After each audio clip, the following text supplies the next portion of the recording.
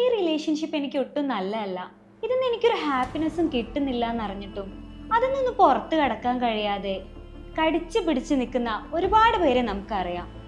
ഇതൊക്കെ toxic relationship ആവാമെന്ന് പറയെങ്കിലും സത്യത്തിൽ എന്താണ് ഈ ടോക്സിക് റിലേഷൻഷിപ്പ്?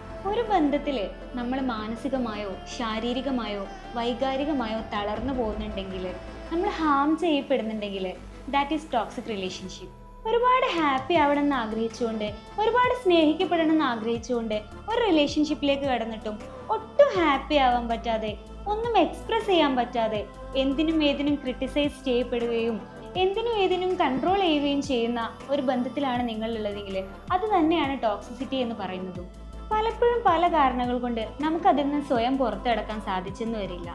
ഇത്തരം ഒരു സിറ്റുവേഷനിൽ ഒരു പ്രൊഫഷണൽ ഹെൽപ്പ് തേടുന്നത് തന്നെയാണ് നല്ലത്.